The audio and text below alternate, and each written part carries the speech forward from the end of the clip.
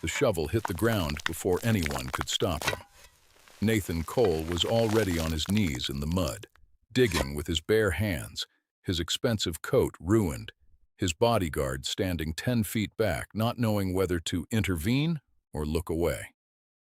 The cemetery groundskeeper was shouting something about permits and permission and legal authority, but Nathan couldn't hear any of it. All he could hear was the sound of his own breathing and the one thought that had been eating him alive for the past 72 hours. The dates were wrong. He had noticed it 3 days ago. A simple thing. He had come back to Grayfield for the first time in 11 years to sign papers on a property sale, and on a quiet afternoon with nothing to do, he had visited her grave. Eleanor Cole, beloved wife. The stone was clean. Someone had been maintaining it. That should have been the first strange thing, because Nathan had not paid anyone to do that. But that wasn't what stopped him cold. It was the date of death. He stood there in the afternoon light, reading that date, and felt something twist in his chest. Because on March 14th, 11 years ago, Nathan had been in Singapore closing a deal that took 3 days. He had received the call on March 15th. The hospital said she had passed the night before. The funeral was delayed for him. He flew back. He identified the body. He buried her. But the headstone said March 14th. He had never noticed that before because grief does not make you precise. Grief makes you numb. And for 11 years, Nathan Cole had been numb. Now he was not numb. Now he was digging. The groundskeeper threatened to call the police. Nathan told him to go ahead. His bodyguard, a quiet man named Reeves, just stepped closer and started helping without being asked. It took 40 minutes. The coffin was there. That was real. It had not been an empty grave after all. Nathan sat back in the mud, chest heaving, and almost laughed at himself. Then Reeves said quietly, "Sir, look at the side panel." Nathan looked. The serial number on the coffin was stamped in faded ink, standard practice for mass-manufactured funeral caskets. Reeves had pulled up the manufacturer registry on his phone. That coffin model was not produced until 8 years ago. Eleanor had supposedly been buried 11 years ago. Nathan went completely still. Someone had swapped the coffin. Recently. Someone had opened this grave, replaced the original casket, and resealed it. Which meant whatever had been in here originally, whoever had been in here originally, had been moved. He stood up slowly, mud on his hands, clarity in his eyes for the first time in 11 years. "Find out who has been maintaining this grave," he said to Reeves. "Bank records, payment trails, anything. I want a name by morning." Reeves had a name by midnight. The payments came from a small postal account registered to a woman named Edna Marsh, a retired nurse. Last known address, a village called Silo Creek, 4 hours north, population 600. Nathan was in the car before Reeves finished the sentence. They drove through the night. Nathan didn't sleep. He sat in the back seat going through everything he remembered about Eleanor's death. The hospital had been a private facility. The attending physician, a Dr. Harlan, had retired suddenly 6 months after Eleanor's passing and moved abroad. Nathan had never thought twice about it. Now it sat in his chest like a stone. He thought about the last real conversation he'd had with Eleanor before she died, or before he was told she died.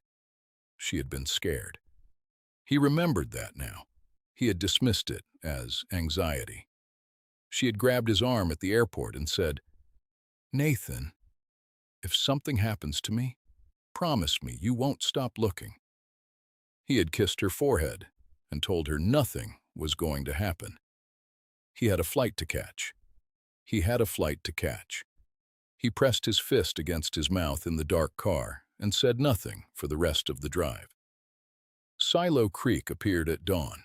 Small houses, dirt roads, chickens in a yard, a single store with a hand-painted sign. The kind of place the world forgets on purpose. Nathan told Reeves to stop the car a block from Edna Marsh's address. "I go alone from here," he said. Reeves started to argue. Nathan was already out of the car. The house was small, a little wooden porch, flower pots, a child's bicycle leaning against the railing. Nathan stood at the gate and stared at that bicycle for a long moment. Then he walked up and knocked. The woman who opened the door was in her late 60s. Short white hair, sharp eyes that went wide the second she saw Nathan's face. She tried to close the door. He put his hand on it gently. "Edna, I'm not here to hurt anyone. I just need the truth." "You need to leave," she whispered. "I dug up the grave," he said quietly. "I know the coffin is a replacement. I know you've been maintaining the stone. I drove 4 hours through the night." He paused. Please." Edna looked at him for a long time. Her eyes were wet. "She said you'd come eventually," she finally said. "She said if you were really the man she thought you were, you'd figure it out one day." Nathan's throat tightened. "Where is she?" Edna stepped back and opened the door. She led him through the small house to the back door. Through the window, he could see a yard, a vegetable garden, a clothes line, and a woman kneeling in the dirt, planting something, her back to the house. Dark hair, longer now, thinner than he remembered. But the way she held her shoulders, the way her head tilted slightly as she worked, Nathan knew her the way you know a song you haven't heard in a decade. And then a boy ran into the yard from the side gate, maybe 10 years old, tall for his age. He said something, and the woman laughed and reached up to ruffle his hair without standing, the easy physical language of a mother and her child. Nathan could not move. The boy had his jaw. He had Eleanor's eyes. He was the most obvious thing Nathan had ever seen, and somehow it still hit him like a wall. Edna touched his arm. "His name is James," she said softly. "She named him after your father." Nathan pressed his hand flat against the doorframe to hold himself up. "Does he know about me?" he managed. She told him his father was a good man who didn't know he existed. Edna paused. "She never told him you were dead. She never lied to him about that." He pushed the back door open and stepped into the yard. Eleanor heard the screen door and turned around. And the moment she saw him, the trowel dropped from her hand into the dirt. They stared at each other across that small yard. 11 years of silence between them. The boy looked up, confused, looking from his mother to the stranger. Eleanor stood up slowly. Her face had gone completely white. "Nathan," she whispered. "Tell me," he said. His voice came out steadier than he expected. "Tell me all of it, right now." She looked at James. "Baby, go inside with Miss Edna for a little while." James looked at Nathan with curious, unafraid eyes. "Is this someone you know, Mom?" Eleanor's voice didn't shake. "Yes," she said. "He's someone I've known a very long time. Go on." James went inside. The screen door closed. They were alone in the yard with the vegetable garden and the clothesline, and 11 years of things that needed to be said. Eleanor wrapped her arms around herself. "How did you find me?" "The coffin serial number," he said. "The dates on the headstone. Someone getting sloppy or someone wanting to be found." He looked at her carefully. "Which one was it?" She closed her eyes. "Both, maybe. I don't know anymore." She opened them. "I was going to tell you. I've been trying to figure out how for 3 years." "Eleanor." His voice cracked on her name, just slightly. I buried you. I stood at that grave and I buried you and I went home and I... He stopped, started again. I have been living like a man with nothing left to lose for 11 years. Do you understand what that means? Yes, she said quietly. I do, and I am so sorry. Sorry isn't... He exhaled hard. Just tell me why. Who did this? Who had the power to fake your death, switch out a coffin, move you 4 hours away? Because that's not something you do alone. She looked at the ground. Dr. Harlan, the attending physician. He was my uncle, she said. My mother's brother. Nobody knew that. We kept it quiet because he said it was a conflict of interest. She paused. 2 weeks before you went to Singapore, a man came to me. He said if you closed that deal, certain people were going to lose a lot of money. He said they were going to send a message. She looked up. He said the message was going to be me. The yard went quiet. You were threatened, Nathan said.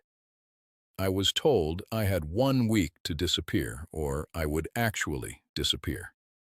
Her voice was steady, but her hands were shaking. I called my uncle. He had the connections, the medical authority. He said he could make it look real enough to buy me time. She swallowed. We thought it would be temporary. We thought you'd close the deal, the danger would pass, and I'd come back. Then why didn't you? Because 3 months later, I found out I was pregnant. Her voice broke on the last word, just barely. And I was alone, and I was scared, and I thought, if these people found out there was a child, if they used James to get to you... She pressed her hand to her mouth briefly. I couldn't risk it, Nathan. I couldn't risk him. He stared at her. You made that decision alone, for 10 years. Yes. You decided I didn't get to know my son. I decided my son got to live, she said, and for the first time there was fire in her voice. I made the hardest choice I have ever made in my life, and I would make it again to keep him safe. Do not stand in my yard and make me feel ashamed of that. They stared at each other, both breathing hard. Then Nathan sat down on the back step, just sat down, right there in the dirt, like his legs gave up on being professional. He put his head in his hands. I named a foundation after you, he said into his palms. The Eleanor Cole Foundation. $11 million. Clean water projects in 3 countries. He looked up. I gave all of it in your name because I thought the least I could do was make the world better since you weren't in it. Eleanor sat down on the garden bench across from him. Her eyes were full. Nathan. I don't want an apology, he said. I want to understand. I know. Were you ever going to tell me? She was quiet for a moment. Last year, I hired someone to look into whether the threat was still real. He came back and said the men behind it were gone, arrested, dead. The danger was over. She looked at him directly. I've been trying to find the words since then. The words, he repeated. How do you find the words for something like this? She asked softly. How do you call a man and say, I'm alive, you have a son, I've been 30 miles from a phone for 10 years, and I just didn't call? Her voice dropped. There are no words for this, I know that. Silence settled over the yard. Not angry silence. The kind that comes after everything has finally been said. Then the screen door opened, and James stood there holding a glass of water. He walked it carefully across the yard and held it out to Nathan. Miss Edna said you drove all night, the boy said. She said you probably need water. Nathan took the glass. His hand was not entirely steady. He looked at this boy with his jaw and Eleanor's eyes, and his own father's name. "Thank you, James," he said. The boy nodded seriously. Then he looked between his mother and the stranger and asked the question children always ask because they haven't learned yet not to. "Are you my dad?" The yard went perfectly still. Nathan looked at Eleanor. She gave him nothing. No instruction, no signal. She left it entirely to him, and he understood that she was giving him the first real choice he'd had in this story. He set the water glass down on the step beside him. He looked at his son. "Yeah," he said quietly. "I am." James thought about this for a moment. "Why did it take you so long to come?" And Nathan Cole, who had built a billion-dollar company, who had negotiated deals across 4 continents, who had spoken in front of thousands of people without flinching, had absolutely no answer for a 10-year-old boy. So he told him the truth. "I didn't know where to look." James nodded, like that was acceptable. Then he sat down on the step beside Nathan, close but not touching, the careful distance of a child deciding whether to trust someone new. It was the best thing Nathan had felt in 11 years. Eleanor watched them from the garden bench, with tears running quietly down her face and her hands folded in her lap, looking like a woman who had been holding her breath for a decade and had finally let it go. There was still so much to figure out. There were lawyers and explanations and a foundation named after a living woman and a boy who had grown up without a father, and 11 years of a life Nathan had missed completely. None of that was small. None of it would be easy.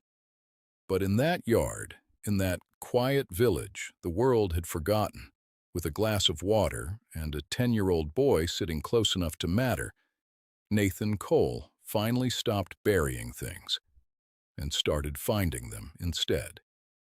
If this story hit you in a place you weren't expecting, you know what to do. Hit that like button right now. It genuinely helps more people find stories like this one. If you are brand new here, subscribe, because every week we bring you stories about love, loss, survival, and the people who refused to stay buried. Drop in the comments. What would you have done if you were Nathan? Would you forgive her? I read every single comment. See you in the next one.